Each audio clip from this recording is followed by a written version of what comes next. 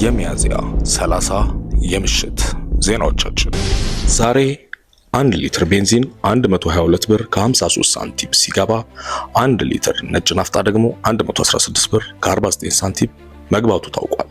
የኢፌድሪ ንግድና ቀጠናዊ ትስስር ሚኒስቴር ዛሬ ለነዳጅ አቅራቢ ድርጅቶች ባሰራጨው ሰርኩላር ከዛሬ ሚያዝያ 30 2017 ዓ.ም ከምሽቱ 12 ሰዓት ጀምሮ የነዳጅ ምርቶች ላይ የዋጋ ጭማሪ ተደርጓል።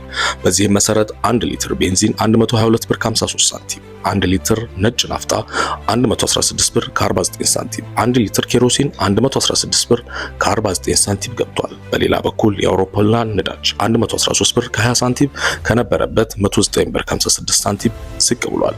1 ሊትር ከባድ ጥቁር ናፍጣ 106 ብር ከ75 ሳንቲም ከነበረበት ወደ 104 ብር ከ08 ሳንቲም ዝቅ ብሏል። 1 ሊትር ቀላል ጥቁር ናፍጣ 109 ብር ከ22 ሳንቲም ከነበረበት 106 ብር ከ77 ሳንቲም ዝቅ ብሏል። የሮማ ካቶሊክ ቤተክርስቲያን አዲስ ርዕሰ ሊቃነ ጳጳስ መረጠች። ዛሬ ማምሻውን ለምርጫ የቤተክርስቲያኗ ካርዲናሎች ከተሰበሰቡበት ቤተ መቅደስ አናት ላይ አዲስ ርዕሰ ሊቃነ ጳጳስ መመረጡን የሚያሳየው ነጭ ጭስ ታይቷል። በቫቲካን አዲሱን ሊቀ ጳጳስ ለመምረጥ የተሰባሰቡት ካርዲናሎች በሚስጥር ድምጻቸው መስጠታቸውን ተከትሎ ነው አዲሱ ርዕሰ ሊቃነ ጳጳስ መመረጡ ይፋ የተደረገው። ድምጽ መስጠት ከሚችሉት 133 ካርዲናሎች መካከል የ89ኙን ይሁንታ ያገኙት ሊቀ ጳጳስ በቅዱስ ጴጥሮስ ካቴድራል በረንዳ ላይ ብቅ በማለት ለሕዝብ ይታያሉ። በዚህም መሰረት የሮማ ካቶሊካዊት ቤተክርስቲያን አዲሱ ርዕሰ ሊቃነ ጳጳስ ሮበርት ፕሪቮስት መሆናቸው ታውቋል። ቤተክርስቲያኑን ሲመሩ ርዕሰ ሊቃነ ጳጳሱ ሊዮ 14ኛ ተብሎ ይጠራሉ። የ69 ዓመት ዕድሜ ባለጸጋ የሆኑት ሮበርት ፕሪቮስት የመጀመሪያው አሜሪካዊ የሮማ ካቶሊካዊት ቤተክርስቲያን ርዕሰ ሊቃነ ጳጳስ ሆነዋል። ከሰሞኑ የጤና ባለሙያዎች የሥራ ማቆም አድማ እናደርጋለን ማለት ጉዳይ መነጋገሪያ ሆኗል። እስካሁን ድረስም መፍትሄም እልባትም አልተገኘለትም። በዚህ ጉዳይ የአዲስ አበባ ወጣቶች ወይም ኢትዮጵያን ፕሪፔርስ አባላት አዲስ መግለጫ ማውጣታቸውን ከሚዲያዎቻቸው ተመልክተናል። መግለጫቸውም እንዲህ የሚል ነው። በጤና ባለሙያ ሽፋን የሚሰራ የፖለቲካ ሸፍጥ ይቁም።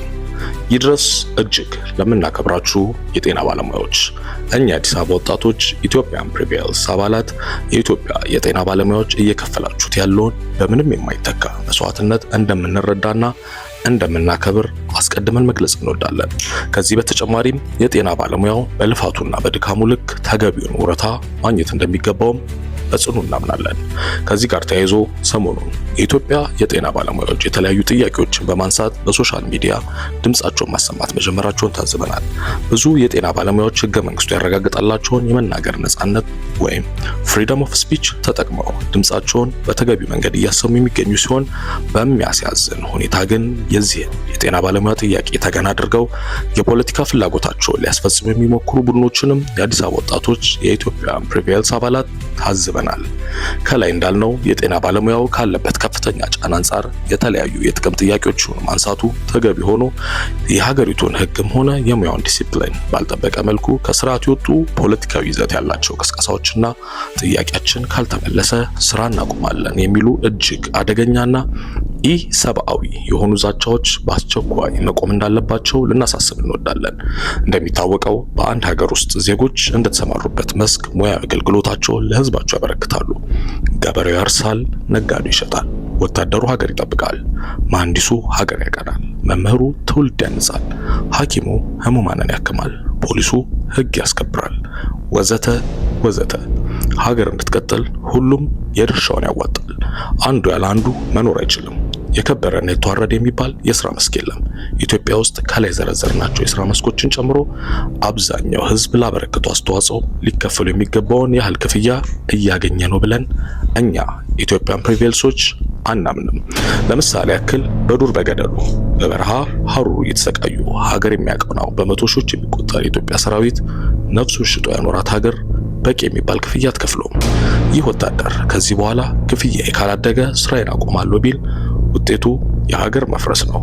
መምህራን በቂ ደሞዝ ያገኙ፣ ደሞዝ ካላደገ ትውልድ አላንጽም ቢል ውጤቱ እጅግ አደገኛ ነው። የሁሉም ሙያ የከበረ ዋጋ አለው። ተመኑ ግን ገንዘብ ብቻ አይደለም። ሀገራችን ኢትዮጵያ ድሃ ነች።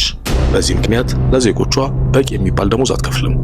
መፍትሄው ተባብረን ሀገራችንን ማሳደግና ሌሎች አማራጮችን መፈለግ እንጂ የሥራ ማቆም አድማ አደርጋለሁ የሚል ዛቻ ሊያውም 100 ሺዎች ሆስፒታሎች በሚገኙባት ኦክሲጅን ላይ ያሉና የጤና ባለሙያ እንክብካቤ የሚፈልጉ እልፍ ሕሙማን ባሉባት ሀገር እጅግ አደገኛ ነው ብቻ ሳይሆን በወንጀል ጭምር የሚያስጠይቅ ሐሳብ መሆኑን ጥያቄያችሁን በተገቢው መንገድ ብቻ በማቅረብ መታገል እንዳለባችሁ የአዲስ አበባ ወጣቶች የኢትዮጵያን ፕሪቬል ቲም ያሳስባል።